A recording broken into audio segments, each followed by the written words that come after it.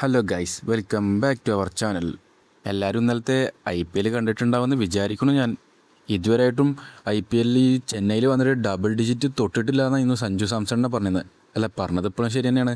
ഇപ്പോഴും double digit അല്ല, സിംഗിളിൽ നിന്ന് നേരെ 3 ഡിജിറ്റിക്കാണ് ചാടിയത് മച്ചാന്.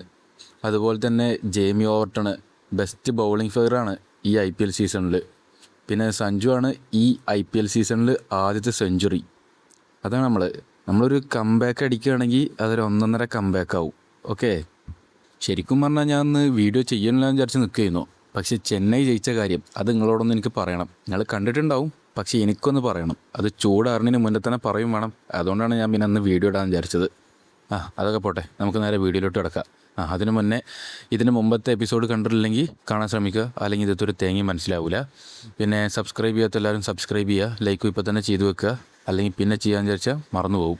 പിന്നെ ഇന്നത്തെ എപ്പിസോഡിൽ അല്ലെങ്കിൽ വേണ്ട, നിങ്ങൾ ഫുള്ളിരുന്ന് കാണുക. അപ്പോൾ നമുക്ക് നേരെ വീഡിയോയിലോട്ട് കിടക്കാം. 10,000 ഗ്രേറ്റ് മൗണ്ടൈൻസിൽ വിൻ്ററൊക്കെ പോയി ഇപ്പോൾ സ്പ്രിങ് ആയി. ടൈമൊക്കെ പെട്ടെന്നാണ് പോണത്. യോണ് കൾട്ട് ലീഡറായി മാറിക്കഴിഞ്ഞിട്ട് 3 മാസം കഴിഞ്ഞു. അപ്പോഴത്തേന് തന്നെ കൾട്ടിൽ ഒരുപാട് ചേഞ്ചസ് കൊണ്ടുവന്നു. ആദ്യത്തെ ചേഞ്ച് തന്നെ ഒരു സെക്റ്റിന് ഒരു ട്രൂപ്പ് മാത്രമേ പറ്റുള്ളൂ എന്നുള്ളതിൻ്റെ അപ്രൂവലാണ്. ബാക്കിയുള്ള ഫൈറ്റിംഗ് ഫോഴ്സൊക്കെ കൾട്ടിന് വന്ന് ചേരും. അതിന് കുറേ ഒബ്ജെക്ഷൻസ് ഉണ്ടായിരുന്നു, പക്ഷേ എല്ലാവരുടെയും സ്ട്രെങ്ത് ഈക്വൽ ആവുന്നുള്ളതുകൊണ്ട് കുറേ പേർ അതിനെ സപ്പോർട്ട് ചെയ്തു. ലൈഫ് എന്ന് പറയുന്നത് തന്നെ സർവൈവൽ ഓഫ് ദി ഫിറ്റസ്റ്റ് ആണ്. സ്കില്ലും സ്ട്രെങ്ത്തുമാണ് നമുക്ക് ഏറ്റവും ഇമ്പോർട്ടൻ്റ് ആയിട്ടുള്ള കാര്യം. അദ്ദേഹത്തിൻ്റെ സ്പീച്ചിനനുസരിച്ച് ഓരോ സെക്ടത്തെയും ലീഡേഴ്സ് അവരുടെ റാങ്കിനനുസരിച്ച് ട്രൂപ്പിനെ അല്ലെങ്കിൽ സ്ക്വാഡിനെ പൊസസ് ചെയ്യണം. അതിൽ പറയുന്ന സംഭവം എന്താ വെച്ച് കഴിഞ്ഞാൽ, ട്രൂപ്പാണ് സ്ക്വാഡിനേക്കാളിലും വലുതെന്നാണ്. അതുകൊണ്ട് തന്നെ അത് സ്മാൾ സെക്റ്റിനും ഒരു ഓപ്പർച്യൂണിറ്റി കിട്ടും. അതുപോലെ തന്നെ സ്മാൾ സെക്ടറിലൊരു അവരെ പിടിക്കാതിരിക്കാൻ വേണ്ടി ഹൈ റാങ്കിങ് സെക്റ്റുകാർക്ക് ഹാർഡ് വർക്കും ചെയ്യുക. കൾട്ട് ലീഡറിൻ്റെ ആ സെറിമണിക്ക് 2 മാസത്തിന് ശേഷം ന്യൂ എൽഡേഴ്സിനെ ചൂസ് ചെയ്യാനുള്ള ഓപ്പർച്യൂണിറ്റി വന്നു. ആ ടൂർണമെൻറ്റ് പുതിയ എൽഡേഴ്സിനെ ചൂസ് ചെയ്യാൻ മാത്രമുള്ളതല്ല, ഇപ്പോഴുള്ള എൽഡേഴ്സിന് ഏത് റാങ്ക് കൊടുക്കണമെന്നും പാടെ തീരുമാനിക്കുക ആ ടൂർണമെൻറ്റിലാണ്. ഇതിൽ മിനിമം പാർട്ടിസിപ്പേഷൻ റിക്വയർമെൻറ്റ് എന്ന് പറയുന്നത് അൾട്ടിമേറ്റ് സുപ്രീം പീക്കിൽ എത്തുക എന്നുള്ളതാണ്. ഒറിജിനലി പറയുകയാണെങ്കിൽ എൽഡർ ആവണമെങ്കിൽ അയാൾ എവല്യൂഷണറി ലെവലിൽ എത്തണം. പക്ഷേ ഫസ്റ്റ് ടൂർണമെൻറ്റിൽ new evolutionary level martial masters ഇല്ലാത്തതുകൊണ്ട് തന്നെ അവർ ആ റിക്വയർമെൻറ്റ്സ് കുറച്ചു. കാരണം ഈ ടൂർണമെൻറ്റ് ഈ കൾട്ടത് ജനങ്ങൾക്ക് വേണ്ടി മാത്രമുള്ളതായിരുന്നില്ല. ടോട്ടലായിട്ട് 45 പേരാണ് ഈ റിക്വയർമെൻറ്റ്സൊക്കെ മീറ്റ് ചെയ്ത് രജിസ്റ്റർ ചെയ്തത്. അതിൽ 32 പേരും പ്രിലിമിനറി പാസ്സാവും ചെയ്തു. ഇത്രയും കാലമായിട്ടും ഹൈഡ് ചെയ്ത് നടന്ന മാർഷൽ മാസ്റ്റേഴ്സും ഉണ്ടായിരുന്നു. അതിൽ ആദ്യത്തേത് ഡ്രീം സ്വാഡ് സെക്ട് ലീഡറായ മോങ്ങോവൻ്റെ ഫസ്റ്റ് സൺ മോങ്മു ആണ്. ആ ഒരു സെക്റ്റിൽ തന്നെ 2 എവല്യൂഷണറി മാർഷൽ മാസ്റ്റേഴ്സ് ഉണ്ടെന്ന് പറഞ്ഞപ്പോൾ എല്ലാവരും സർപ്രൈസ്ഡായി. ഡിമോണിക് അക്കാഡമിയിലെ ലാസ്റ്റ് ബാച്ച് സ്റ്റുഡൻറ്റിൽ മോസ്റ്റ് ടാലൻറ്റഡ് പേഴ്സൺ മോങ്മു ആണെന്ന് അവൻ ഓൾറെഡി പ്രൂവ് ചെയ്ത് കഴിഞ്ഞതാണ്. സദേൺ ഫ്രണ്ടിലുള്ള ഗോയിഷോ പ്രൊവിയൻസിക്ക് 5 വർഷത്തിന് യുദ്ധത്തിന് പോയിരിക്കുമായിരുന്നു അദ്ദേഹം. അവിടെയാണ് ഇടയ്ക്കിടയ്ക്ക് യുദ്ധം പൊട്ടിപ്പുറപ്പെട്ടുകൊണ്ടിരിക്കുന്ന സ്ഥലമായിരുന്നു. യുദ്ധത്തിനിടയിൽ ധാരാളമായിട്ട് ജീവിതവും മരണവും എക്സ്പീരിയൻസ് ചെയ്ത അദ്ദേഹത്തിൻ്റെ മാർഷൽ ആർട്സിന് എൻലൈറ്റ്മെൻറ്റ് കിട്ടി. രണ്ടാമത്തെ ആൾ ഹെനാൻ പ്രൊവിയൻസിലത്തെ ഈസ്റ്റേൺ ബ്രാഞ്ച് ലീഡറായ യാങ് ഡാൻവേ ആണ്. അദ്ദേഹം ഈ മെയിൻ കൾട്ടിൽ നിന്ന് തന്നെ ട്രൂ എവല്യൂഷണറി ലെവൽ സ്വീകരിച്ച ആളായിരുന്നു. പക്ഷേ ബാറ്റിൽ ഫീൽഡ് ധാരാളമായിട്ട് ഇഷ്ടപ്പെട്ട അദ്ദേഹം ഹെനാൻ പ്രൊവിയൻസിക്ക് പിന്നെ മാറുകയാണ് ചെയ്തത്.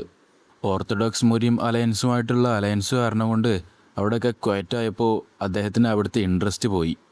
പക്ഷേ supreme saber of 6 martial arts സെക്റ്റുകാരുടെ വരവ് കൊണ്ട് തന്നെ അദ്ദേഹത്തിന് വീണ്ടും ഇൻട്രസ്റ്റ് വന്നു. പിന്നെ അവസാനത്തേതും 3ാമത്തേതുമായിട്ടുള്ള ആൾ ഗ്രാൻഡ് ഗാർഡിയൻ റെക്കമെൻഡ് ചെയ്ത ഒരാളായിരുന്നു. മൈലോഡ് 15 വർഷമായി ഹൈനാൻ ഐലൻഡിക്ക് ബാനിഷ് ചെയ്ത ഹിസ്റ്റോറിക്കൽ സോഡ് സെക്റ്റത്തെ സോഡിയോങ്ങിനും ഒരു അവസരം കൊടുക്കണം. 15 വർഷത്തിന് ബാൻ ചെയ്തിക്കേ, ആരാത്? മോസ്റ്റ് ഓഫ് ദി എൽഡേഴ്സിനും അറിയാവുന്ന ഒരാൾ തന്നെയാണ് അദ്ദേഹം. ഈ ഹിസ്റ്റോറിക്കൽ സോഡ് സെക്റ്റ് ഒറിജിനലി നമ്മുടെ കൾട്ടിൻ്റെ ഹിസ്റ്ററിയിൽ റെക്കോർഡ് ചെയ്തൊരു സെക്റ്റാണ്. പക്ഷേ ഷാഡോ സെക്റ്റ് കണ്ടിന്യൂസുമായിട്ട് തന്നെ ഹിസ്റ്ററി റെക്കോർഡ്സിൽ ഇൻ്റർഫിയർ ചെയ്തത് അദ്ദേഹത്തിന് തീരെ പറ്റിയില്ല. അതുകൊണ്ട് തന്നെ ഒരു രാത്രി അദ്ദേഹത്തിൻ്റെ സെക്റ്റത്തെ മുഴുവൻ ആൾക്കാരെയും കൂട്ടി ഒരു അറ്റാക്ക് അങ്ങോട്ട് നടത്തി. പക്ഷേ ആ അറ്റാക്ക് ആണെങ്കിൽ അങ്ങനെ പരാജയപ്പെട്ടു പോയി. കാരണം ഷാഡോ സെക്റ്റ് ഓൾറെഡി അവരുടെ ഒരു സ്പൈനെ ഹിസ്റ്റോറിക്കൽ സോഡ് സെക്റ്റിൽ വെച്ചിട്ടുണ്ടായിരുന്നു. തുടർന്ന് ഷാഡോ സെക്ടർ ലീഡർ ഈ അറ്റാക്കിനെ കുറിച്ച് അറിഞ്ഞു. അദ്ദേഹത്തിന് തൻ്റെ ജനങ്ങളിൽ ആരെയും കൊലക്ക് കൊടുക്കാൻ ആഗ്രഹമില്ലാത്തതുകൊണ്ട് തന്നെ ഇത് നേരെ കൾട്ട് ലീഡറിനെ റിപ്പോർട്ട് ചെയ്തു. സോഡിയോങ് നമ്മുടെ ഈ കൾട്ടിന് എക്സ്ട്രീംലി ലോയലായിട്ടുള്ള ഒരാളായിരുന്നു. അദ്ദേഹമാണ് ഈ ഹിസ്റ്ററിയൊക്കെ റെക്കോർഡ് ചെയ്യേണ്ട ഇൻചാർജായിട്ട് നിന്നിരുന്നത്. അതുകൊണ്ട് തന്നെ വാരിയേഴ്സ് ഓഫ് ദി ഗാർഡിയൻ പവിലിയനിൽ അദ്ദേഹം പെട്ടെന്ന് തന്നെ സറണ്ടറായി. 6 ഗ്രേറ്റ് സെക്റ്റ് ആണെങ്കിൽ അവൻ്റെ തല വെട്ടാൻ വേണ്ടി പറഞ്ഞു. പക്ഷേ സുപ്രീം ലോർഡ് ഇൻറ്റൻഷനലി അവൻ്റെ മാർഷൽ ആർട്സിനൊന്നും ചെയ്തില്ല. കാരണം ഈ 6 ഗ്രേറ്റ് സെക്റ്റിനെ ഫ്യൂച്ചറിൽ ഡീൽ ചെയ്യാൻ അവനെ സ്വോർഡായിട്ട് യൂസ് ചെയ്യാമെന്ന് അദ്ദേഹത്തിന് അറിയായിരുന്നു. അതുകൊണ്ട് തന്നെ ഹൈനാൻ ഐലൻഡിക്ക് അവനെ നാട് കടത്താണ് ചെയ്തത്. ഓക്കെ, കൾട്ട് ലീഡർ എന്ന നിലയ്ക്ക് എൻ്റെ അതോറിറ്റി വെച്ച് ഞാൻ അവരുടെ ബാനിഷ്മെൻറ്റ് നീക്കം ചെയ്യുകയാണ്.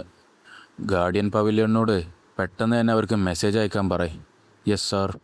15 വർഷമായി കൾട്ട് ലീഡറിൻ്റെ ഓർഡറിന് വേണ്ടി കാത്തിരുന്നിരുന്ന സോഡിയോങ് അവസാനം മെയിൻ കൾട്ടിക്ക് തിരിച്ചെത്തി. സെക്കൻഡ് ലോർഡിൻ്റെ ജനനത്തോടുകൂടി ഹെവൻലി ഡീമൻ ഡിവൈൻ കൾട്ടിൽ ഒരു പുതിയ യുഗം തന്നെ പിറന്നു. എൽഡേഴ്സിൻ്റെ പൊസിഷന് വേണ്ടിയിട്ടുള്ള ടൂർണമെൻറ്റ് നടന്നു. അതോടുകൂടി റാങ്കിങ്സൊക്കെ കംപ്ലീറ്റ്ലി ചേഞ്ചായി. ഷാഡോ സെക്റ്റും സോഡ് സെക്റ്റും ഡിസപ്പിയർ ആയതുകൊണ്ട് തന്നെ തനിക്ക് എതിരാളികളായിട്ട് ആരും ഉണ്ടാവില്ല എന്ന് വിചാരിച്ച് സേബർ സെക്റ്റിൻ്റെ ലീഡർ ബു രണ്ടാമത്തെ റൗണ്ടിൽ തന്നെ തോറ്റു. അതുകൊണ്ട് തന്നെ അദ്ദേഹത്തിന് ഹയർ റാങ്കിക്ക് കയറാൻ പറ്റിയില്ല. ഹിസ്റ്റോറിക്കൽ സോഡ് സെക്റ്റത്തെ സോഡിയോങ് സോഡ് ഡീമൻ്റെ 24 ഡിമോണിക് സോഡ് ടെക്നിക്ക് പഠിച്ച യോൺമനുവിനെ പരാജയപ്പെടുത്തി. അങ്ങനെ അദ്ദേഹം ഫസ്റ്റ് എൽഡറായി മാറി. 15 വർഷമായി ബാനിഷ്മെൻറ്റിൽ കഴിഞ്ഞിരുന്ന സോഡിയോങ് കണ്ടിന്യൂസ് ആയിട്ട് തന്നെ അദ്ദേഹത്തിൻ്റെ മാർഷൽ ആർട്സും ഇമ്പ്രൂവ് ചെയ്തുകൊണ്ടിരിക്കുകയായിരുന്നു. അതുകൊണ്ട് തന്നെ അദ്ദേഹത്തിന് അൾട്ടിമേറ്റ് എവല്യൂഷണറി പീക്കിലെത്താൻ സാധിച്ചു. എവല്യൂഷണറി ലെവലിൽ ഇതുവരെ എത്തിയിട്ടില്ലെങ്കിലും എക്സലിൻ്റെ റിസൾട്ട് കാണിച്ചതുകൊണ്ട് തന്നെ 9 ഗേറ്റ് സെക്റ്റത്തെ ഗോച്ചിയോങ്ങിനെ 12th എൽഡറായി ചൂസ് ചെയ്തു. 500 വർഷത്തിന് ശേഷം ആദ്യമായിട്ട് കൾട്ടിൽ നടന്നൊരു ഗ്രേറ്റ് ചേഞ്ചായിരുന്നു അത്. ഈ ടൂർണമെൻറ്റ് മീറ്റിങ്ങിൽ യോൺജിയോൺ ഒരു ഷോക്കിംഗ് പ്രപ്പോസൽ തന്നെ സജസ്റ്റ് ചെയ്തു. എല്ലാ 5 വർഷത്തിലും ടൂർണമെൻറ്റ് നടത്തി എൽഡർ റാങ്കിങ്ങിൽ ചേഞ്ച് വരുത്തുന്നതായിരുന്നു അത്. ഇത് ഇപ്പോഴുള്ള എൽഡേഴ്സിനാണെങ്കിൽ കൂടുതൽ ഇമ്പ്രൂവ് ചെയ്യാനും സഹായിക്കും. അതുമാത്രമല്ല, ബാക്കിയുള്ള സെക്റ്റുകാർക്കൊക്കെ ഒരു ദിവസം അവർക്ക് എക്സിക്യൂട്ടീവ് ആവാൻ കഴിയുമെന്ന് പറഞ്ഞിട്ടും മെസ്സേജ് അയച്ചു. ഈ കോമ്പാറ്റിംഗ് സിസ്റ്റം എൽഡേഴ്സിന് മാത്രമല്ല നടന്നത്. കൂടുതൽ ഇന്നർ ഫോർട്രസ് ഗാർഡിയൻസിനെ ട്രെയിൻ ചെയ്ത് അവരെ 6 സോഡ്സ് ട്രൂപ്പൊക്കെ സ്പ്ലിറ്റ് ചെയ്തു. അതിനുശേഷം ഗാർഡിയൻ പവിലിയൻ്റെ അണ്ടറിലുള്ള ഈ 6 സോഡ്സിനെ പരസ്പരം മത്സരിക്കുന്ന രീതിക്കാക്കി മാറ്റി. 6 സോഡ്സ് ട്രൂപ്പത്തെ വാരിയേഴ്സ് മെയിനായിട്ടും യോണ അക്കാഡമിയിലുണ്ടാകുമ്പോൾ അവന് കിട്ടിയ സബോർഡിനേറ്റ്സ് ആണെങ്കിലും ആ 6 സോഡ്സും ഗാർഡിയൻ പവിലിയൻ്റെ ലീഡറായി തീരുമാനിച്ചത് വേറെ ഒരാളായിരുന്നു. അത് ഡിമോണിക് ആർട്സ് അക്കാഡമിയത്തെ ഫോർമർ മാർഷൽ ആർട്സ് ഇൻസ്ട്രക്ടറായ ഹോ ജിൻചാങ് ആയിരുന്നു. കൾട്ടത്തെ എല്ലാ പൊസിഷനിലും ചേഞ്ച് വന്നെങ്കിലും ഗാർഡിയൻ പവിലിയനിൽ മാത്രം ഒരു ചേഞ്ചും നടത്തിയില്ല. കാരണം ഫൗണ്ടിങ് ഹെവൻലി ഡീമൻ്റെ കാലം മുതലേ ഇവിടുത്തെ ഒരു ട്രഡീഷനും ഒരു മാറ്റവും വന്നിട്ടില്ല. പിന്നെ 3 മാസത്തിൻ്റെ ഉള്ളിൽ തന്നെ supreme saber of 6 martial arts സെക്റ്റിൻ്റെ ഒപ്പം ഭയങ്കരമായിട്ടൊരു ഫൈറ്റ് നടന്നു. ഫുജിയാൻ പ്രൊവിൻസിൻ്റെയും ഷെജിയാങ് പ്രൊവിൻസിൻ്റെയും ബോർഡറിൽ supreme saber of 6 martial arts sect ഒരു ഫോഴ്സിനെ ഗ്യാദർ ചെയ്യേണ്ടെന്നുള്ളൊരു ന്യൂസ് കിട്ടി. അതുകൊണ്ട് തന്നെ ഫസ്റ്റ് എൽഡറിൻ്റെ ലീഡിൽ 5th എൽഡറും 10th എൽഡറും 11th എൽഡറും പോയി ഫൈറ്റ് ചെയ്തു. ആ ബാറ്റിൽ വലുതാവുന്ന പ്രതീക്ഷിച്ചത്, പക്ഷെ അത് ചെറുതായി മാറി.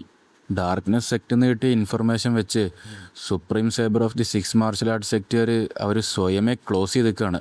അതുകൊണ്ട് തന്നെ ഈ സമയത്ത് ഒരു വലിയ കോൺഫ്ലിക്റ്റ് ഒന്നും പ്രതീക്ഷിക്കേണ്ട. ഇനി എന്തെങ്കിലും എമർജൻസി ഉണ്ടാവുമോ എന്ന് വിചാരിച്ച് ആ 4 എൽഡേഴ്സും സിറ്റുവേഷൻ മനസ്സിലാക്കാൻ വേണ്ടി നോർത്തിൽ തന്നെ നിൽക്കാൻ തീരുമാനിച്ചു. Supreme saber of 6 martial arts സെക്റ്റുകാർ ഇപ്പോൾ ശരിക്കും നമുക്ക് ഭയങ്കര ഹെൽപ്ഫുള്ളാണ്. ആ 3 സെക്റ്റുകാരുടെയും ഫോഴ്സിനെ നമ്മുടെ കൾട്ടിക്ക് സ്പ്ലിറ്റ് ചെയ്യാൻ പറ്റിയ ഒരു പെർഫെക്റ്റ് ഓപ്പർച്യൂണിറ്റിയാണത്. Yes sir. 1 മാസത്തിന് മുമ്പ് ഓർത്തഡോക്സ് മുരീം അലയൻസിൻ്റെ എൻവോയ് അലയൻസ് ലീഡറിൻ്റെ ഒരു ലെറ്റർ ഡെലിവർ ചെയ്തു. അത് ന്യൂ കൾട്ട് ലീഡർ ത്രോണക്ക് അസെൻഡ് ചെയ്തതിനൊരു കൺഗ്രാജുലേഷൻസ് ആയിരുന്നു. അതുമാത്രമല്ല, ഡിമോണിക് കൾട്ടിനെ ഇൻവൈറ്റ് ചെയ്ത മുരിയം ടൂർണമെൻറ്റിന് ചെറിയൊരു ഡിലേ വന്നിട്ടുണ്ട്. അത് ഇൻഫോം ചെയ്യാനും കൂടി വേണ്ടിയിട്ടായിരുന്നു. അത് പിന്നീട് ന്യൂ ഇയറിൻ്റെ ഏർലിക്കാണ് മാറ്റി വെച്ചിരിക്കുന്നത്. ഇപ്പോഴത്തെ മുരീം അലയൻസ് കൂടുതൽ ഇൻഫർമേഷൻസും ലീക്കാവാതിരിക്കാൻ വേണ്ടി പരമാവധി പ്രിവെൻറ്റ് ചെയ്യുന്നുണ്ട്. പക്ഷേ ഇത് കാണുമ്പോൾ supreme saber of 6 martial arts സെക്റ്റുകാർ അവരുടെ സ്പൈനെ അലയൻസിൽ വെച്ചിട്ടുണ്ടെന്നാണ് തോന്നുന്നത്. ഇത് ശരിക്കും അവർക്കൊരു മോശം സമയമായിരിക്കും. ആ സ്പൈനെ കണ്ടുപിടിക്കാന്ന് പറഞ്ഞു കഴിഞ്ഞാൽ അവർക്കത് ശരിക്കും ബുദ്ധിമുട്ടായിട്ടുള്ളൊരു കാര്യമാണ്. കാരണം നമ്മുടെ കൾട്ടിനെ ഒഴിച്ചു നിർത്തിയാൽ പോലും അവരുടെ അലയൻസിൽ കൗണ്ട്ലെസ് സെക്റ്റുകാരുണ്ട്. ഈ സംഭവങ്ങൾക്ക് പുറമെ യോൺജിയോണാണെങ്കിൽ ഡിമോണിക് ഫിസിഷ്യനോട് supreme saber of 6 martial arts സെക്റ്റത്തെ സ്പൈകളന്ന് യൂസ് ചെയ്യുന്ന ഡ്രഗ് ക്രിയേറ്റ് ചെയ്യാൻ പറഞ്ഞിരുന്നു. അത് യൂസ് ചെയ്തിട്ട് വേണം യോബുൽവിനെയും യോൺപേനെയും സംസാരിപ്പിക്കാൻ. പക്ഷേ ഓപ്പിയം പോപ്പി വാങ്ങാൻ കുറേ ടൈം എടുത്തുകൊണ്ട് തന്നെ ആ പ്ലാന് ഡിലേ ആയി. ഡിമോണിക് ഫിസിഷ്യനും മറ്റു കുറേ ഫിസിഷ്യന്മാരും സുപ്രീം ലീഡർ യൂജോങ്ങിനെ 1 മാസത്തിലേറെ ട്രീറ്റ് ചെയ്തിട്ടും അദ്ദേഹം എപ്പോഴാണ് എഴുന്നേൽക്കാന്ന് ആർക്കും പറയാൻ കഴിഞ്ഞില്ല. ലാസ്റ്റ് ഓപ്ഷനായി ഡിവൈൻ ഫിസിഷ്യനെ ഹെൽപ്പിന് വേണ്ടി വിളിക്കാൻ യോൺ ചിന്തിച്ചു. ഡിവൈൻ ഫിസിഷ്യൻ്റെ ജെയ്ഡ് മെഡാലിയൻ എവിടെയാണ് കൊണ്ടുവരേണ്ടതെന്ന് മാത്രമേ ഞങ്ങളുടെ ഇൻവെസ്റ്റിഗേഷനിൽ കണ്ടെത്താൻ കഴിഞ്ഞുള്ളൂ ഞങ്ങൾക്ക്. പക്ഷേ ആ സ്ഥലമാണെങ്കിൽ ഹെബൈ പ്രൊവിയൻസിലെ അബാൻഡൻഡ് സ്വാഡ് വാലിയാണ്. അത് വുഡാങ് സെക്റ്റിൻ്റെയും ജഗാൽ ക്ലാനിൻ്റെയും ടെറിട്ടറിയാണ്. ഇതിപ്പോൾ വല്ലാത്തൊരു അവസ്ഥയിലാണല്ലോ നമ്മൾ ഓർത്തഡോക്സ് മുസ്ലിം അലയൻസുമായിട്ട് അലയൻസ് ഉണ്ടാക്കിയിട്ടുണ്ടാവും. പക്ഷേ ഡിവൈൻ ഫിസിഷ്യനാണെങ്കിൽ മരിച്ചു പോയവരല്ലാത്ത ബാക്കി എല്ലാ രോഗികളെയും സുഖപ്പെടുത്താൻ കഴിയുന്ന ഒരാളാണ്. എനിക്ക് ഉറപ്പുണ്ട് മുസ്ലിം അലയൻസിൽ തന്നെ ധാരാളം പേര് ഈ ജെയ്ഡ് മെഡാലിയൻ്റെ പിന്നാലെ തന്നെ ഉണ്ടാവും. അങ്ങനെയാണെങ്കിൽ നമുക്ക് കുറച്ച് ലൈറ്റ്സിനെ സീക്രറ്റായിട്ട് പറഞ്ഞയച്ചാലോ? കുറച്ച് ലൈറ്റ്സോ? ഞാൻ ഉദ്ദേശിച്ചത് പുറം ലോകം അറിയാത്ത മാർഷൽ മാസ്റ്റേഴ്സ് ഉണ്ടല്ലോ, അവരയക്കണതിനെ പറ്റിയാണ്.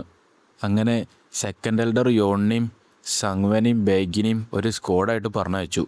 ഓർത്തഡോക്സ് ഫാക്ഷൻ്റെ ടെറിട്ടറിക്ക് കാലാകാലങ്ങളായിട്ട് സ്പൈ അയച്ചിരുന്ന ഡാർക്ക്നെസ് സെക്റ്റിൻ്റെ ഒരു ഏജൻറ്റുമാരിൽ ഒരാളും അവരുടെ ഗൈഡായിട്ട് അവരുടെ ഒപ്പം കൂടി. പിന്നെ നമ്മളെ കാണിക്കുന്നത് പ്രസൻ്റാണ്, കൾട്ട് ലീഡറിൻ്റെ ട്രെയിനിങ് ഗ്രൗണ്ട്. അവിടെയാണെങ്കിൽ വാങ്ഹോലും യോണും ഭയങ്കരമായിട്ട് ഫൈറ്റ് ചെയ്ത് പ്രാക്ടീസ് ചെയ്തുകൊണ്ട് നിൽക്കുക. വാങ്ഹോല് മാത്രമല്ല, യോണിൻ്റെ മറ്റ് ഫോളോവേഴ്സും ഉണ്ട് അവിടെ തന്നെ. ഇതെങ്ങനെ സാധിക്കുന്നു? അദ്ദേഹം ഭയങ്കര ഫാസ്റ്റാണല്ലോ. അദ്ദേഹം ശരിക്കും അദ്ദേഹത്തിൻ്റെ ഇൻറ്റേർണൽ എനർജിയുടെ പകുതി പോലും ഉപയോഗിക്കുന്നില്ലേ? ലോഡ് ഇപ്പോൾ കൂടുതൽ ഫാസ്റ്ററായിട്ടുണ്ട്. പക്ഷേ ആ യുണീക്ക് ഫുഡ് വർക്ക് അതെന്താണ്? ആദ്യം കണ്ടപ്പോൾ അത് ഭയങ്കര സിമ്പിളായിരുന്നു. പക്ഷേ അദ്ദേഹം ഇൻറ്റേർണൽ എനർജിയും വിൻഗോഡ് സ്ട്രൈഡും യൂസ് ചെയ്തു. അതുകൊണ്ട് തന്നെ ഇപ്പം അദ്ദേഹത്തിന് നെക്സ്റ്റ് മൂവ്മെൻറ്റ് എന്താണെന്ന് ഗസ് ചെയ്യുന്നത് ഭയങ്കര ബുദ്ധിമുട്ടുള്ളൊരു കാര്യമാണ്. അവർക്കാണെങ്കിൽ അവരുടെ കണ്ണുകൾ കൊണ്ട് ലോഡിനെ കാണുന്നത് തന്നെ ബുദ്ധിമുട്ടായിരിക്കും. ഞാനെന്തായാലും ശരിയായിട്ടുള്ള സമയത്തിന് വേണ്ടി കാത്തിരിക്കുകയാണ്. എന്തായാലും ഒരു അറ്റാക്ക് ചെയ്യാനുള്ള ഓപ്പർച്യൂണിറ്റി എനിക്ക് കിട്ടും. ഇപ്പോഴാണത്. വാങ്ഹോൽ യോണിനെ ഇടിക്കാൻ വന്നതും യോൺ അവിടെ നിന്ന് ഡോഡ്ജ് ചെയ്തു. എന്നിട്ട് നേരെ വാങ്ഹോലിൻ്റെ റിബിനാണെന്ന് ഇടി കൊടുത്തു. വാങ്ഹോലിൻ്റെ റിബാണ് ആകെ ബ്രോക്കനായിപ്പോയി. പിന്നെ നോക്കുമ്പോൾ കറങ്ങി തിരിഞ്ഞു വന്ന ഒരൊറ്റ ചവിട്ട്. ആ ചവിട്ടിലാണെങ്കിൽ വാങ്ഹോലും അതിൻ്റെ ബാക്കിലുണ്ടായിരുന്ന ചക്സമയം കൂടി രണ്ടാളും പാടെ കൂടി ദൂരെ കണ്ട് തെറിച്ചു പോയി. ഇതെങ്ങനെ സാധിക്കുന്നത്?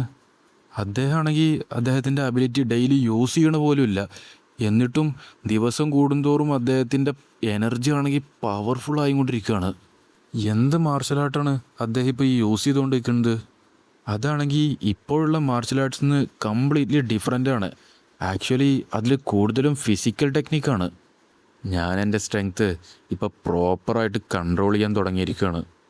ഇപ്പോൾ യൂസ് ചെയ്ത മിക്സഡ് മാർഷൽ ആർട്സായ ബോക്സിങ്, വിൻഗോഡ് സ്ട്രൈഡ്, തൈക്കോണ്ടോ ഇതൊക്കെ 75% കംപ്ലീറ്റ് ആയി. ബ്ലഡ് റിവേഴ്ഷൻ ഡിവൈൻ ആർട്ട് നാനോയോട് അനലൈസ് ചെയ്യാൻ പറഞ്ഞിട്ട് എൻ്റെ ബോഡിയിൽ യൂസ് ചെയ്തത് എന്തായാലും നല്ലൊരു ഐഡിയ തന്നെയാണ്. സ്ട്രോങ് ആയിട്ടുള്ള ഓപ്പോണൻസിനെ കിട്ടുമ്പോൾ ഞാൻ എത്രത്തോളം വീക്കാണെന്നുള്ളത് എനിക്ക് തന്നെ മനസ്സിലായി. എനിക്കിനിയും കൂടുതൽ സ്ട്രോങ്ങർ ആവണമെങ്കിൽ എൻ്റെ ഇപ്പോഴുള്ള അബിലിറ്റീസ് എനിക്ക് ഹയസ്റ്റ് പോസിബിൾ ലെവലിലേക്ക് തന്നെ ഇമ്പ്രൂവ് ചെയ്യണം. അപ്പുറത്താണെങ്കിൽ വാങ്ഹോലും ചക്സമ അവിടെ കടന്നുകൊണ്ട് നിൽക്കുക. ചക്സമ, നീ ഓക്കെ അല്ലേ? നിനക്ക് എവിടെയെങ്കിലും വേദനിക്കുന്നുണ്ടോ? ഇല്ല, ഞാൻ ഓക്കെയാണ് മൈലീജ്. നിങ്ങൾ ശരിക്കും ഇൻക്രെഡിബിളാണ്. ഞങ്ങൾ 4 പേരെ വെച്ച് മാത്രം നിങ്ങൾ ഒരിക്കലും ഡിഫീറ്റ് ചെയ്യാൻ കഴിയില്ല. മിസ്റ്റിക് റിലമിക്ക് എത്താൻ എനിക്ക് ഇനിയും കുറേ ദൂരമുണ്ട്. മിസ്റ്റിക് റോലോ? അതെ, ഞാൻ എല്ലാ രാത്രിയും മെഡിറ്റേഷൻ വഴി എൻലൈറ്റ്മെൻറ്റ് അച്ചീവ് ചെയ്യാൻ ട്രൈ ചെയ്തുകൊണ്ട് നിൽക്കുന്നുണ്ട്. പക്ഷേ എനിക്കതിൻ്റെ സെൻസ് അങ്ങ് കിട്ടുന്നില്ല. കൾട്ട് ലീഡർ ഹേബൈ പ്രൊവിയൻസിലുള്ള ഡാർക്ക്നെസ് സെക്റ്റിൻ്റെ ഒരു മെമ്പർ ഒരു മെസ്സേജ് അയച്ചിട്ടുണ്ട്. ഹേബൈ പ്രൊവിയൻസ് എന്നോ? അപ്പോൾ എന്തെങ്കിലും സംഭവിച്ചോ? ഡിവൈൻ ഫിസിഷ്യനെ നോക്കാൻ വേണ്ടി നമ്മൾ അയച്ച സ്പെഷ്യൽ സ്ക്വാഡ് അവർ അബാൻഡൻഡ് സ്വാഡ് വാലിയിൽ വെച്ച് മിസ്സായിട്ടുണ്ട്. പിന്നെ നമ്മളെ കാണിക്കുന്നത് 10 ദിവസങ്ങൾക്ക് മുമ്പാണ്. നിങ്ങൾ ആ ഫോറസ്റ്റ് കടന്നു കഴിഞ്ഞാൽ നിങ്ങൾക്ക് അവിടെയുള്ള വാലി കാണാൻ കഴിയും. Thank you. ഇതിൽ നീ എനിക്ക് താങ്ക്സ് ഒന്നും പറയേണ്ട കാര്യമില്ല. മരണം തേടി നീ പോകുന്നത് എവിടേക്കാണെന്ന് ഞാൻ പറഞ്ഞു തന്നു, അത്രേ ഉള്ളൂ. ഞാൻ നിങ്ങളോട് ഓൾറെഡി പറഞ്ഞു, ഫോഗി ആയിരിക്കുമ്പോൾ ആ വാലിക്ക് പോകുന്നത് ഒരു സൂയിസൈഡിന് തുല്യമാണ്. അവൻ എന്തെങ്കിലും ചെയ്യട്ടെ, നമുക്ക് പോവാം. ഓക്കെ. നോക്കുമ്പോൾ അവരാണെങ്കിൽ ആ അബാൻഡൻഡ് സ്വാഡ് വാലിക്ക് പ്രവേശിച്ചു. നമ്മൾ കാട്ടിലേക്ക് കൂടുതൽ പോകുന്തോറും സോഡ് എനർജി പോലത്തെ ഒരു റെസൊണൻസിനെ എനിക്ക് സെൻസ് ചെയ്യാൻ പറ്റുന്നുണ്ട്. നമുക്ക് ആ റെസൊണൻസിനെ ഫോളോ ചെയ്യണോ? ഇവിടുന്ന് അങ്ങോട്ട് ഞാൻ ലീഡ് ചെയ്യാം. ഓക്കെ. അവർ 4 പേരും ആ കാട്ടുക്ക് അങ്ങനെ പോകാൻ തുടങ്ങി. പെട്ടെന്ന് നോക്കുമ്പോൾ എന്തോ കണ്ട് അവരെല്ലാവരും പേടിച്ച് നിൽക്കുക.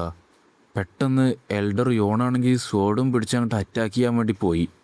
പിന്നെ നോക്കുമ്പോൾ അവരൊക്കെ ആ ഓപ്പോസിറ്റുള്ളതിനെ കണ്ട് പേടിച്ച് നിൽക്കുന്നതാണ് നമ്മളെ കാണിക്കുന്നത്. ഇപ്പോൾ നമ്മളെ കാണിക്കുന്നത് 20 ദിവസത്തിന് ശേഷമാണ്. Yellow river. വാവ്, ഇത് ശരിക്കും ഭയങ്കര വലുതാണല്ലോ. ഈ റിവർ യെല്ലോ ആണോ? ഓ, ഞാൻ എൽഡർ ആയതിനു ശേഷം എനിക്ക് കിട്ടിയ ഫസ്റ്റ് മിഷൻ ഒരു ഫൈറ്റിംഗ് മിഷൻ അല്ലാന്ന് ആലോചിക്കുമ്പോഴാണ് ഇതാണെങ്കിൽ സെൻട്രൽ പ്ലെയിനിക്കുള്ളൊരു ഗൈഡായി പോകുന്നതാ. വെൽ, ഇതിപ്പോൾ ഞാൻ ചെയ്തിട്ടില്ലെങ്കിൽ പിന്നെ ഗ്രാൻഡ് ഗാർഡിയൻ ചെയ്യേണ്ടി വരുമായിരുന്നു. മൈലീജ്, നമ്മൾ ഈ യെല്ലോ റിവർ ക്രോസ് ചെയ്ത് കഴിഞ്ഞാൽ പിന്നെ നമ്മൾ ഓർത്തഡോക്സ് ഫാക്ഷൻ്റെ ടെറിട്ടറിയിലെത്തും. നിങ്ങൾ ഹ്യൂമൻ ഫേസ് മാസ്ക് യൂസ് ചെയ്തുകൊണ്ട് തന്നെ ജനങ്ങൾക്കൊന്നും നിങ്ങളെ തിരിച്ചറിയാൻ കഴിയില്ല. പക്ഷേ നിങ്ങൾക്ക് എപ്പോൾ വേണമെങ്കിലും ഡേഞ്ചർ വരാം. അതുകൊണ്ട് തന്നെ നിങ്ങൾ ശ്രദ്ധിച്ചിരിക്കണം. താഴോട്ട് പോയി കഴിഞ്ഞാൽ നമുക്കൊരു ഫെറി കാണാം. ഇത് ധാരാളം ആളുകൾ ഒത്തുകൂടുന്നൊരു സ്ഥലമായതുകൊണ്ട് തന്നെ നമുക്ക് എത്രയും പെട്ടെന്ന് പോകണം. മൈലീജ്, ഞാനൊരു ബോട്ട് പോണത് എൻ്റെ ജീവിതത്തിൽ തന്നെ ഇത് ആദ്യമായിട്ടാണ്. ആക്ച്വലി ഞാനും 6 വേർഡ് ട്രൂപ്പത്തെ എല്ലാവരും ഒരുമിച്ച് നിൽക്കാൻ വേണ്ടി ആഗ്രഹിച്ചിരുന്നു. പാവം, അവർക്ക് വരാൻ കഴിഞ്ഞില്ല. നമുക്ക് വേറെ വഴിയില്ലല്ലോ. നമ്മൾ സീക്രറ്റായിട്ടല്ലേ ഈ പോയിക്കൊണ്ടിരിക്കുന്നത്.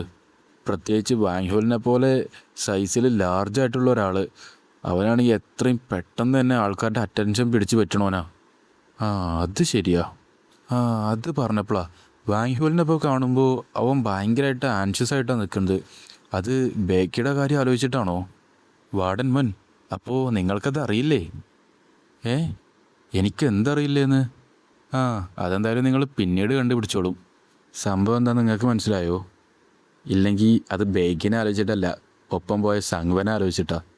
ഇതെന്തായാലും ഒരു യുണീക്ക് സിറ്റുവേഷനാണ്. ഗാർഡിയൻ പവിലിയൻ്റെ ലീഡറായ ഹോ ജിൻ ചാങ്ങിൻ്റെ അസിസ്റ്റൻ്റാണ് ഹിയോബോങ്. ശരിക്കും പറഞ്ഞാൽ 6 സോഡ് ട്രൂപ്പ് വാർഡിനേക്കാളും ഹയ്യർ ആയിട്ടുള്ള റാങ്കാണ് അവനുള്ളത്. പക്ഷെ എന്തൊക്കെയായാലും അൾട്ടിമേറ്റ് പീക്കും ഒരു വീക്കായിട്ടുള്ള ലെവലല്ല. പക്ഷേ ഇങ്ങനത്തെ ഒരാളെയാണ് കൾട്ട് ലീഡർ ചൂസ് ചെയ്തതെന്ന് ആലോചിക്കാനേ പറ്റണില്ല. കാരണം അദ്ദേഹം എപ്പോഴും ആൾക്കാരെ ചൂസ് ചെയ്യേണ്ടത് തന്നെ എത്രത്തോളം സ്ട്രോങ് ആണെന്ന് നോക്കിയിട്ടാ. ഇവൻ എന്തായാലും ഭയങ്കര ലോയലായിട്ടുള്ള ഒരാളാണ്.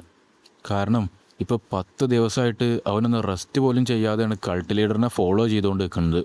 വാർഡൻ മുന്നേ ആണെങ്കിൽ അവളുടെ ഫേസ് കവർ ചെയ്യാൻ വേണ്ടിയിട്ട് ഒരു ഹ്യൂമൻ ഫേസ് മാസ്ക് യൂസ് ചെയ്തുകൊണ്ടാണ് നടക്കുന്നത്. പക്ഷേ ഒരു രാജ്യത്തിൻ്റെ തന്നെ ഡൗൺഫാളിന് കാരണമാവുന്ന അത്രത്തോളം സുന്ദരിയായിട്ടുള്ളൊരു സ്ത്രീയാണ് അവൾ. അതിൻ്റെ ഒക്കെ മേലെ 6 സോഡ് ട്രൂപ്പത്തെ 2ാം റാങ്കുകാരിയായത് അവളുടെ എക്സെപ്ഷണൽ മാർഷൽ ആർട്സ് പവർ ഒന്നുകൊണ്ട് മാത്രമാണ്. പക്ഷേ എന്തൊക്കെയായാലും ഇവിടെ മോസ്റ്റ് സർപ്രൈസിങ് പേഴ്സൺ നമ്മുടെ കൾട്ട് ലീഡർ തന്നെയാണ്. ഈ കൾട്ടിൻ്റെ ഹിസ്റ്ററി തന്നെ സെക്കൻഡ് ഹെവൻലി ഡീമൺ. അദ്ദേഹത്തിന് 20 വയസ്സ് പോലും ആയിട്ടില്ല. അപ്പോഴത്തിന് തന്നെ 6 ഗ്രേറ്റ് സെക്റ്റിൻ്റെ പകുതിനെ തന്നെ ഡിസ്ബാൻഡ് ചെയ്ത് കളഞ്ഞു എന്ന് ആലോചിക്കാനേ വയ്യ. അതുമാത്രമല്ല, അദ്ദേഹം നമ്മുടെ ഈ കൾട്ടിനെ വലിയൊരു പ്രതിസന്ധിയിൽ നിന്ന് 2 പ്രാവശ്യമാണ് സേവ് ചെയ്തിരിക്കുന്നത്. അദ്ദേഹം എന്തായാലും എന്നെക്കാട്ടിലും കൂടുതൽ മാർഷൽ ആർട്സ് പവർ പൊസസ് ചെയ്തിട്ടുണ്ട്. എന്തായാലും അദ്ദേഹത്തിൻ്റെ ട്രൂ വാല്യൂ ഇത്തവണ എൻ്റെ ഈ 2 കണ്ണുകൾ കൊണ്ട് കാണാൻ കഴിയുന്നത് എനിക്ക് വളരെ സന്തോഷം തരുന്ന കാര്യമാണ്. അങ്ങനെ യോണും അവൻ്റെ ഫോളോവേഴ്സും ഹെബയിലെത്തി. റെസ്റ്റ് ഇല്ലാതെ പോകാൻ വേണ്ടിയിട്ട് തന്നെ കുതിരകളെ മാറ്റി മാറ്റി റൈഡ് ചെയ്തിട്ടാണ് അവർ 5 ദിവസം പോയത്. പക്ഷെ എന്തൊക്കെയായാലും എൽഡർ യാങ് ഹെനാൻ പ്രൊവിൻസിൻ്റെ നോർത്ത് ഈസ്റ്റ് സൈഡിൽ ബ്രാഞ്ച് മാനേജറായത് നിന്നുകൊണ്ട് തന്നെ ഒരു പ്രശ്നം അവിടെ വന്നില്ല. പിന്നെ നമ്മളെ കാണിക്കുന്നത് അബാൻഡൻഡ് സ്വേർഡ് വാലിയുടെ നോർത്ത് വെസ്റ്റ് ഹെബൈ പ്രൊവിൻസ് ആണ്. കണ്ടിട്ട് പെട്ടെന്ന് തന്നെ മഴ പെയ്യാൻ സാധ്യത ഉണ്ട്. മൈലീജ്, അവിടെ അതൊരു ഹോട്ടലുണ്ട്. മൈലീജ്, ഞാൻ ചിന്തിക്കുന്നത് നമുക്ക് ഇന്ന് അവിടെ റെസ്റ്റ് ചെയ്ത് നാളെ ഏർലി മോർണിംഗിൽ തന്നെ പോണതാണ്. ഈ മൗണ്ടൈൻസിനൊക്കെ കാണുമ്പോൾ അത് ക്രോസ് ചെയ്യാൻ കുറച്ച് ബുദ്ധിമുട്ടാണെന്നാണ് തോന്നുന്നത്. അവർ പറഞ്ഞത് ആ അബാൻഡൻ സ്വേർഡ് വാലി ആ 2 പീക്കിൻ്റെ ഇടയിലാണെന്നാ. പക്ഷെ എന്തൊക്കെയായാലും എൽഡർ യോണിൻ്റെയും ബേക്കിയുടെയും സംഗ്വയുടെ ഒക്കെ മാർഷൽ ആർട്സ് പവർ വെച്ച് നോക്കുമ്പോൾ അവരാരെടുത്തും ഈസി ആയിട്ട് തോക്കാൻ ഒരു സാധ്യതയില്ല. എന്തായാലും ഞാൻ നിങ്ങളെ കണ്ടെത്തും. അതുവരെ നിങ്ങളൊന്ന് സേഫായിട്ടിരിക്കാൻ നോക്ക്. ഇതെന്തായാലും വലിയൊരു ഹോട്ടലൊന്നുമല്ല, പക്ഷേ നമുക്ക് വേണ്ടതൊക്കെ ഇവിടെ ഉണ്ടാവും. പിന്നെ നോക്കുമ്പോൾ അവരെല്ലാവരും ആ ഹോട്ടലിൻ്റെ ഉള്ളിലേക്ക് കയറി. ഇതിൽ ഹോട്ടലിന് ഇന്നെന്നോ അങ്ങനെ എന്തോ ഉണ്ടോ പറയണത്? ഞാൻ എൻ്റെ ഒരു സൗകര്യത്തിന് ഹോട്ടൽ എന്നാക്കി പറഞ്ഞതാ. ഷിറ്റ്, ഓർത്തഡോക്സ് മാർഷൽ ആർട്ടിസ്റ്റുമാരെ അവോയ്ഡ് ചെയ്യാൻ ട്രൈ ചെയ്യണതിൻ്റെ ഇടയിൽ നമ്മൾ ഇത്രത്തോളം ദൂരം മാറി വന്നോ? വുഡാങ് സെക്ടത്തെ എല്ലാ താവോയിസ്റ്റുകളെയും ഇവിടെ കണ്ടുമുട്ടുമെന്ന് ഞാൻ ഒരിക്കലും വിചാരിച്ചില്ല. ഇത് ശരിക്കും പ്രശ്നമാണ്. ഓർത്തഡോക്സ് മുരിയത്തെ 10 ഗ്രേറ്റ് സെക്ടത്തെ വുഡാങ് സെക്ടത്തെ ടോപ്പ് 3 സെക്റ്റുകാരും ഇവിടെയാണുള്ളത്. നമ്മുടെ കൾട്ട് ലീഡറാണെങ്കിൽ ഇപ്പോൾ ഹ്യൂമൻ ഫേസ് മാസ്കിലാണ് ഉള്ളതെങ്കിൽ പോലും ഓർത്തഡോക്സ് മുരീം അലയൻസിലെ ആളുകൾ അദ്ദേഹത്തിനെ കണ്ടു കഴിഞ്ഞാൽ എന്താ ചെയ്യാൻ പോകുന്നതെന്ന് പോലും നമുക്കറിയില്ല. നമ്മൾ എന്തായാലും ഇവിടെ കെയർഫുള്ളായിട്ട് തന്നെ ഇരിക്കണം. കൾട്ട് ലീഡർ, ഇവിടെ ഓർത്തഡോക്സ് മാർഷൽ ആർട്ടിസ്റ്റുമാർ കുറേ ഉണ്ട്. അതിലധിക പേരും ഒന്നുമല്ല. പക്ഷേ ആ ഇരിക്കുന്ന കുറച്ച് പേര് വുഡാങ് സെക്ടത്തെ താവോയിസ്റ്റുകളാണ്. നമ്മൾ എന്താ ചെയ്യുക? ഇങ്ങനത്തെ ഒരു വെതറിൽ വാലി കണ്ടുപിടിക്കുന്നത് ഭയങ്കര ബുദ്ധിമുട്ടുള്ള കാര്യമാണ്. ഓർത്തഡോക്സ് ഫാക്ഷൻ്റെ ടെറിട്ടറിയിൽ ഒരു പ്രശ്നവും ഉണ്ടാക്കാതിരിക്കുന്നതാണ് നമുക്ക് നല്ലത്. എന്തായാലും ഒരു ലോ പ്രൊഫൈൽ മെയിൻറ്റെയിൻ ചെയ്തോ. അപ്പോഴാണ് ഹിയോബോങ് കയറി വരുന്നത്. ഹോ, പുറത്ത് പെട്ടെന്നാണ് മഴ പെയ്യാൻ തുടങ്ങിയത്. നിൻ്റെ ഫേഷ്യൽ എക്സ്പ്രഷനൊക്കെ ഒന്ന് മെയിൻറ്റെയിൻ ചെയ്യുക. എൽഡർ യാങ് നോക്കിയപ്പോൾ ഹിയോബോങ്ങിന് കാര്യം മനസ്സിലായി. അവൻ മെല്ലെ വന്ന് അവിടെ ഇരുന്നു. കണ്ടിട്ട് ഹിയോബോങ്ങും ഗ്യൂമണൊക്കെ ഭയങ്കര നെർവസ് ആണെന്ന് തോന്നുന്നത്. അവരെ വെച്ച് കമ്പയർ ചെയ്യുമ്പോൾ ഞാൻ കേട്ടിട്ടുണ്ട് കൾട്ട് ലീഡർ മുരീമിൽ ആദ്യമായിട്ടാണെന്ന്. പക്ഷേ അദ്ദേഹം ഭയങ്കര കാമായിട്ടാണ് ഇരിക്കുന്നത്. എനിക്ക് മനസ്സിലാവണേയില്ല അദ്ദേഹം എന്താ ഇപ്പോൾ ചിന്തിച്ചുകൊണ്ടിരിക്കുന്നതെന്ന്. അദ്ദേഹത്തിൻ്റെ ധൈര്യം ശരിക്കും എക്സ്ട്രാ ഓർഡിനറിയാണ്. നിങ്ങളിവിടെ ഫുഡ് കഴിക്കാൻ വേണ്ടി മാത്രമാണോ വന്നത്? ഇവിടെ എം ടി ആയിട്ടുള്ള ഏതെങ്കിലും റൂംസ് ഉണ്ടോ? ഓ, ഐ ആം സോറി. അപ്പോൾ ഇവിടെ ഒരു റൂമും ബാക്കിയില്ലേ? ഒരു റൂമുണ്ട്. അത് കുറച്ച് ചെറുതാണ്. നിങ്ങൾക്ക് വേണമെങ്കിൽ അത് റെൻറ്റിനെടുക്കാം. കൾട്ട് ലീഡർ ഇങ്ങനത്തെ ഒരു സ്ഥലത്ത് ഉറങ്ങണത് എനിക്കൊരിക്കലും അനുവദിക്കാൻ കഴിയില്ല. ഓ, ഇവർക്ക് ആവശ്യത്തിനുള്ള റൂം കിട്ടിയിട്ടില്ല എന്നാണ് തോന്നുന്നത്. താവോയിസ്റ്റ് മോ, നിങ്ങളെന്താ നിങ്ങളുടെ റൂം ഇവർക്ക് കൊടുക്കാൻ വേണ്ടി ചിന്തിക്കണ്ടോ? നിങ്ങളുടെ കസ്റ്റമേഴ്സിന് അത് അത്യാവശ്യമാണെന്നാണ് തോന്നുന്നത്. താവോയിസം പഠിക്കണ എനിക്ക് എങ്ങനെ ആ ഒരു റൂം കൊടുക്കാതിരിക്കാൻ കഴിയുക? വുഡാങ് സെക്ടത്തെ താവോയിസ്റ്റ് മോജിഞ്ച പറയുന്നത് അദ്ദേഹത്തിൻ്റെ റൂം നിങ്ങൾക്ക് തരാമെന്നാണ്. അപ്പോൾ അത് നിങ്ങൾക്ക് ഓക്കെ ആണോ? നിങ്ങളുടെ ഈ ഹെൽപ്പിന് വളരെ നന്ദി താവോയിസ്റ്റ് മോ. അതിൻ്റെ ഒന്നും ആവശ്യമില്ല. എല്ലാത്തിനും ഉപരി ലോകത്ത് എവിടെയാണെങ്കിലും നമുക്കൊരു ഫ്രണ്ടിനെ കണ്ടെത്താൻ കഴിയുന്നൊരു ചൊല്ലുണ്ട്. കണ്ടിട്ട് നിങ്ങൾ 3 പേരും മാർഷൽ ആർട്സൊക്കെ പഠിച്ചൊരു ഹീറോസാണെന്നാണ് തോന്നുന്നത്. ഫെല്ലോ മാർഷൽ ആർട്ടിസ്റ്റുകളെ ഇങ്ങനെ സഹായിക്കുന്നത് ശരിയാണെന്ന് എനിക്ക് തോന്നിയത്. അദ്ദേഹം വിചാരിച്ചിരിക്കുന്നത് ഞങ്ങൾ ഓർത്തഡോക്സ് മാർഷൽ ആർട്ടിസ്റ്റുമാരാണെന്നാ. നീ സെർവ് ചെയ്യുന്ന യങ് മാസ്റ്റർ കാരണം നിങ്ങളിപ്പോൾ ബുദ്ധിമുട്ടിലാണല്ലേ? ദയവ് ചെയ്ത് ഞാൻ നിങ്ങൾക്കിപ്പോൾ ഓഫർ ചെയ്ത റൂം നിങ്ങൾ യൂസ് ചെയ്തോളൂ. പോണ വഴിക്കാണെങ്കിൽ താവോയിസ്റ്റുമോ ഹിയോബോങ്ങിനെ നോക്കി ഒന്ന് കണ്ണടച്ചു. അയാളുടെ ബുദ്ധി ഹിയോബോങ്ങാണ് യങ് മാസ്റ്റർന്നാ. ഇത് കണ്ടിട്ട് ഹിയോബോങ്ങാണ് ആകെ ഷോക്കായി നിൽക്കുക. അപ്പുറത്ത് യോണാണെങ്കിൽ ചിരിച്ച് നിൽക്കുക. ഇപ്പോൾ നിങ്ങൾക്ക് കുറേ കൺഫ്യൂഷൻ ഉണ്ടാവട്ടെ. ഈ ഓർത്തഡോക്സ്, താവോയിസ്റ്റ്, വുഡാങ് സെക്ട് അങ്ങനെ കുറേ പേര് വരുന്ന കാരണം അത് ഈ പറയണ എനിക്ക് തന്നെ വളരെ ബുദ്ധിമുട്ടുണ്ട്. പക്ഷേ ഇതൊക്കെ കുറച്ച് കഴിഞ്ഞാൽ ഒന്ന് യൂസ്ഡ് ആവും. ഇതിപ്പോൾ ഈ ഒരു പാർട്ടൊക്കെ നമ്മളിപ്പോൾ കടന്നിട്ടല്ലേ ഉള്ളൂ. ഇനി കുറച്ച് അങ്ങോട്ട് ഇങ്ങനത്തെ കുറച്ച് ഭാഗങ്ങളാണ്. അപ്പോൾ അത് പറയും തോറും അങ്ങനെ യൂസായി വരും. ഓക്കെ, ഹിയോബോങ്ങിൻ്റെ മാർഷൽ ആർട്സ് പവർ വീക്കായിട്ടാണ് അദ്ദേഹത്തിന് തോന്നിയത്. അതുകൊണ്ട് തന്നെ അവനാണ് നമ്മുടെ ലീഡറെന്ന് അദ്ദേഹം വിചാരിച്ചത്. മൈലീജ്, ആ താവോയിസ്റ്റുകായി അവൻ വിയേഡാണ് കേട്ടോ. അവനും എൽഡർ ഹാൻ്റെ പോലെ ഒരു പെവേട്ടാണോ? കൾട്ട് ലീഡർ ഡിവൈൻ ഫിസിഷ്യനെ മീറ്റ് ചെയ്യാൻ ആലോചിക്കുന്ന ആ സ്കെയർലെറ്റ് ജെയ്ഡ് മെഡാലിയൻ സ്പെഷ്യൽ ഡിസ്പാച്ച് സ്ക്വാഡിൻ്റെ അടുത്തുള്ളത് കൊണ്ട് തന്നെ ആദ്യം അബാഡൻഡ് സ്വാഡ് വാലിന്ന് അവരെ കണ്ടുപിടിക്കണതിന് നമ്മൾ പ്രയോറിറ്റൈസ് കൊടുക്കുന്നതാണ് നല്ലത്. ഇതെന്തായാലും നാളെ രാവിലെ തന്നെ നിൽക്കാൻ സാധ്യതയുണ്ട്. ഇവിടെ എന്താ ഇത്രത്തോളം മഴ പെയ്യുന്നത്? ഞാൻ ഈ സ്ഥലത്ത് സെറ്റിൽ ചെയ്തിട്ട് 30 വർഷമായി. ഇത് ഒരു മഴ സീസണല്ല. ഇതെന്തായാലും താൽക്കാലികമായിട്ടുള്ളൊരു മഴയാണ്. ഓ, അതെന്തായാലും നന്നായി. അങ്ങനെയാണെങ്കിൽ പക്ഷേ നിങ്ങളും അബാൻഡൻഡ് സ്വാഡ് വാലിലേക്ക് പോകാൻ ഉദ്ദേശിക്കുന്ന ആൾക്കാരാണോ? അത് കേട്ടപ്പോൾ അവിടെ ഫുഡ് കഴിച്ചുകൊണ്ടിരിക്കുന്ന ബാക്കി ആൾക്കാരൊക്കെ അവരുടെ അടുത്ത് ഇങ്ങനെ നോക്കാൻ തുടങ്ങി. അബാൻഡൻഡ് സ്വാഡ് വാലിനെ കുറിച്ച് പറഞ്ഞപ്പോൾ തന്നെ എല്ലാവരും സംസാരിക്കുന്നതൊക്കെ നിർത്തി. ഞാനിതെന്തായാലും ജസ്റ്റ് പറയുന്നതേ ഉള്ളൂ. നിങ്ങളെന്തായാലും ആ അബാൻഡൻഡ് സ്വാഡ് വാലിലേക്ക് പോകാൻ നിൽക്കരുത്. എന്ത്? ഇപ്പം അടുത്ത കാലത്തായിട്ട് കുറച്ച് പേര് പോയിട്ടുണ്ട്. അവർ ഇതുവരെ എത്തിയിട്ടില്ല. അതുകൊണ്ട് തന്നെ മോശമായിട്ടുള്ള ഒന്നും ചെയ്യരുതെന്ന് ഞാൻ നിങ്ങളെ അഡ്വൈസ് ചെയ്യുകയാണ്. സ്പെഷ്യൽ ഡിസ്പാച്ച് സ്ക്വാഡ് അല്ലാതെ വേറെ ആരും അബാൻഡൻഡ് സ്വാഡ് വാലിയിൽ മിസ്സായതിനെ കുറിച്ചുള്ള ഒരു റിപ്പോർട്ടും ഞങ്ങൾക്ക് കിട്ടിയിട്ടില്ല. ഓൾഡ് സാർ, നിങ്ങളിതിനെക്കുറിച്ച് കൂടുതലായിട്ടൊന്ന് പറഞ്ഞു തരുമോ? കുറേ കാലമൊന്നും ആയിട്ടില്ല. നിങ്ങളുടെ ഗ്രൂപ്പത്തെ പോലെ കുറച്ച് മാർഷൽ ആർട്ടിസ്റ്റുമാർ വന്നു. ആ വാലിക്ക് അവർ പോണത് എല്ലാവരും കണ്ടു. പക്ഷെ അവർ തിരിച്ച് ജീവനോടെ വരുന്നത് ആരും കണ്ടിട്ടില്ല. അപ്പോൾ ആ വാലിയിൽ എന്തെങ്കിലും സംഭവിച്ചിട്ടുണ്ടാവുമോ? എന്നെപ്പോലെ വയസ്സായിട്ടുള്ള ഒരാൾക്ക് അതൊക്കെ എങ്ങനെ അറിയാനാ? ഇനി എന്തായാലും ഞാൻ നിങ്ങളെ വാൺ ചെയ്തില്ല എന്നൊന്നും പറയാൻ നിൽക്കരുത്. അവിടെ എന്തായാലും ഈ മഴയ്ക്ക് ശേഷം ഒരു ഫോഗ് ഉണ്ടാവും. ആ വാലിയിൽ പോയി അൺനാച്ചുറലായിട്ട് മരിക്കണതിന് പകരം നിങ്ങൾ എവിടെ നിന്നാണോ വന്ന് അവിടേക്ക് തന്നെ തിരിച്ചു പോകുന്നതാണ് നല്ലത്. നമ്മുടെ ഈ കോൺവെർസേഷൻ ഇപ്പോൾ കുറേ പേര് കേൾക്കുന്നുണ്ട്. ഞാൻ എന്തായാലും ആ ഓൾഡ് സാറിനോട് ഇതിനെക്കുറിച്ച് പിന്നീട് സെപ്പറേറ്റ് ആയിട്ട് ചോദിച്ചോളാം. കൾട്ട് ലീഡർ, നിങ്ങൾ ഫുഡ് കഴിച്ച് കഴിഞ്ഞിട്ട് പോയി റെസ്റ്റ് എടുത്തോളൂ. ഓക്കെ. ജിഞ്ച, എനിക്ക് തോന്നുന്നത് അവനെന്തെങ്കിലും പറ്റിയിട്ടുണ്ടാവുന്ന. ഈ ഇന്നിൻ്റെ ഓണർക്ക് ഇതിനെക്കുറിച്ച് എന്തെങ്കിലും അറിയാമായിരിക്കുമോ? നിൽക്ക്, നീ എന്തായാലും പെട്ടെന്ന് തന്നെ കൺക്ലൂഷനൊക്കൊന്നും എത്തണ്ട. കണ്ടിട്ട് ആ അബാൻഡൻ്റെ സ്വാഡ് വാലിയിൽ എന്തോ സംഭവിച്ചിട്ടുണ്ടെന്നാണ് തോന്നുന്നു. ആ ഇന്നിലാണെങ്കിൽ ഇപ്പോൾ ഫുള്ള് ഡിസ്റ്റൻറ്റ് വിസ്പറിങ് നടന്നുകൊണ്ട് നിൽക്കുക.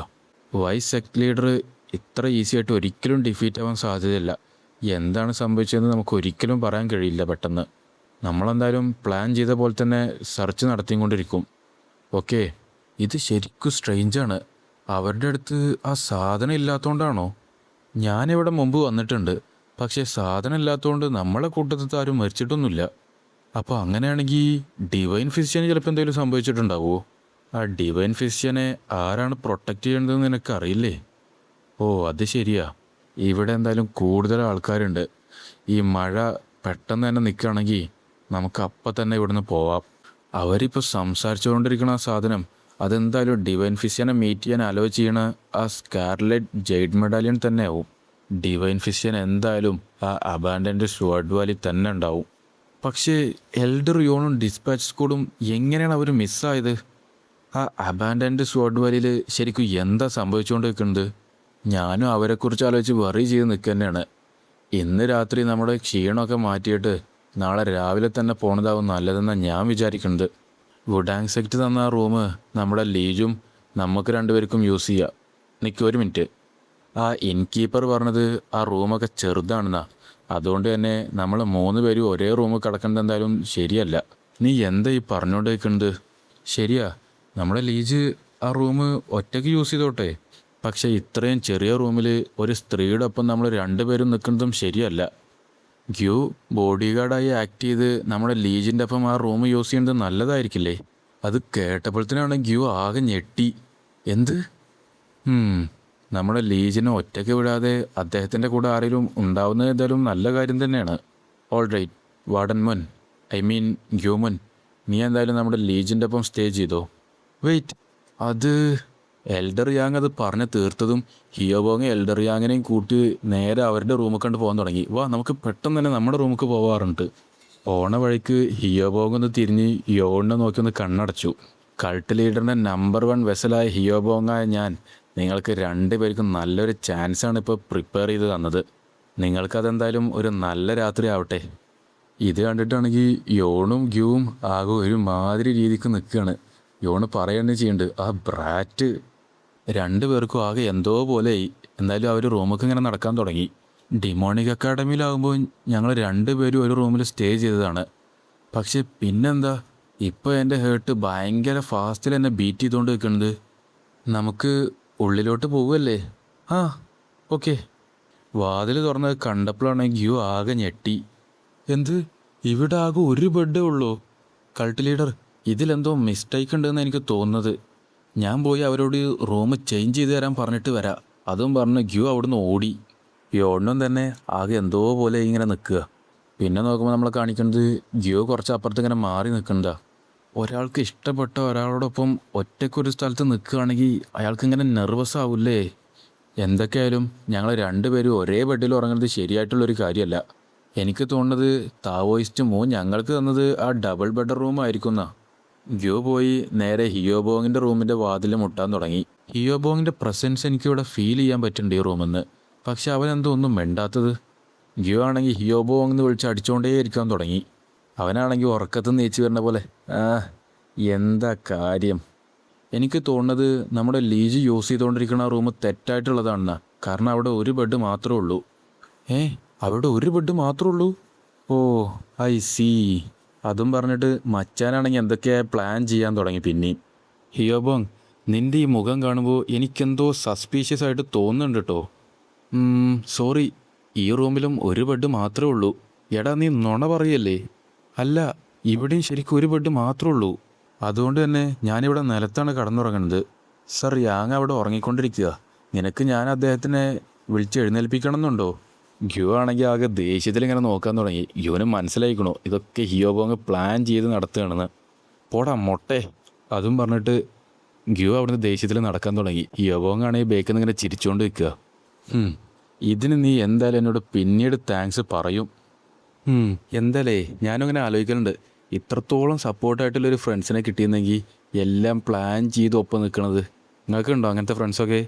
എൽഡർ യാങ്ങിനും കാര്യം മനസ്സിലായിക്കണു. അദ്ദേഹം പറയുന്നുണ്ട് ഇത്തവണത്തേക്ക് മാത്രം ഞാൻ ഇതൊക്കെ ഒന്ന് ക്ഷമിച്ചു. Yes sir. ഓ, ഞാനിപ്പോൾ എന്താ ചെയ്യുക? എൻ്റെ ഹേർട്ടാണെങ്കിൽ പിന്നെ ഫാസ്റ്റിൽ എന്നെ ബീറ്റ് ചെയ്യാൻ തുടങ്ങി. എനിക്ക് ഇനി ആ റൂമിലോട്ട് പോകാൻ വയ്യ. പെട്ടെന്നാണ് യോണ റൂമിൻ്റെ വാതിൽ തുറന്നത്. അവർ നമുക്ക് വേണ്ടി ആ മുറി മാറിത്തരാമെന്ന് പറഞ്ഞോ? ഇല്ല, ആ റൂമിലും ഒരു ബെഡ് മാത്രമേ ഉള്ളൂ. ഓ, അങ്ങനെയാണല്ലേ. ശരി, അങ്ങനെയാണെങ്കിൽ ഉള്ളിലോട്ട് വാ. ഓക്കെ. ഗ്യൂമൻ, നീ എന്തായാലും ബെഡ് എടുത്തോ. ഞാൻ ഇന്ന് രാത്രി മെഡിറ്റേഷന് വേണ്ടി ലോട്ടസ് പൊസിഷനിൽ നിൽക്കാൻ പോവുക. എന്ത്? നീ എന്തായാലും ഈ ബെഡിൽ ഉറങ്ങിക്കോ. അതും പറഞ്ഞിട്ട് യോൺ അപ്പുറത്തേക്ക് ഇങ്ങനെ നോക്കിയും നിൽക്കുക. അവനും ആകെ നാണം വന്ന് നിൽക്കുക. ഇവിടെ എന്താ ഈ സംഭവിച്ചുകൊണ്ട് നിൽക്കുന്നത്? എപ്പോഴും ഭയങ്കര റഫായിട്ട് മുഖം വെച്ച് നടക്കുന്ന അദ്ദേഹം ഇപ്പോൾ ഷൈയായി നിൽക്കല്ലേ? അപ്പോൾ അതിനർത്ഥം അദ്ദേഹത്തിന് എന്നെ ഇഷ്ടമാണെന്നാണോ? പെട്ടെന്ന് പോയി ഉറങ്ങിക്കോ. പക്ഷേ എനിക്ക് കുഴപ്പമൊന്നുമില്ല, ഞാൻ ഓക്കെയാണ്. എങ്കിൽ ഓക്കെ. അതും പറഞ്ഞ് യോ നേരെ ഡ്രസ്സ് മാറാൻ തുടങ്ങി. അപ്പോഴത്തേന് യോണാണെങ്കിൽ ആകെ പേടിച്ച് ഞെട്ടാൻ തുടങ്ങി. പെട്ടെന്ന് തന്നെ യോണ് ബാഗിലേക്ക് തിരിഞ്ഞു വന്നു. നിങ്ങൾ ഇപ്പോഴും ആ ഹ്യൂമൻ ഫേസ് മാസ്ക് വിയർ ചെയ്തുകൊണ്ട് നിൽക്കുകയാണോ? ഗ്യൂ അടുത്തേക്ക് വന്ന് യോണിനോട് ചോദിച്ചു. ഗ്യൂനാണെങ്കിൽ ആകെ നാണം വന്ന് നിൽക്കുക. ഓ, അത് നോക്കുമ്പോൾ പെട്ടെന്ന് യോണിൻ്റെ മുഖത്തുനിന്ന് ഗ്യൂ ആണ് ആ ഫേസ് മാസ്ക് ഊരിയത്. ഞാനിതിന് മുമ്പേ നിങ്ങളോട് പറഞ്ഞിട്ടുള്ളതല്ലേ ഈ ഹ്യൂമൻ ഫേസ് മാസ്കിൽ എല്ലാ ദിവസവും ഒരു ലിക്വിഡ് പുരട്ടണമെന്ന്. നമ്മൾ ഫസ്റ്റായിട്ട് മീറ്റ് ചെയ്തപ്പോഴുള്ള കാര്യങ്ങളാണ് എനിക്കിപ്പോൾ ഓർമ്മ വരുന്നത്. ഇത് അന്ന് മുതലേ സ്റ്റാർട്ട് ചെയ്തതാണ്. കൾട്ട് ലീഡർ, നിങ്ങൾക്ക് എന്നെക്കുറിച്ച് എന്തു തോന്നുന്നു? യോണിനാണെങ്കിൽ ഇതൊക്കെ പാടെ കേട്ടിട്ട് ആകെ നാണം വന്ന് നിൽക്കുക. ഗ്യൂ ആണെങ്കിൽ യോണിൻ്റെ അടുത്ത് നിന്ന് ആൻസർ കിട്ടാൻ വേണ്ടി കാത്തു നിൽക്കുക. അത് യോണിനാണെങ്കിൽ നാണം കാരണം ഒന്നും പറയാനും കിട്ടണില്ല.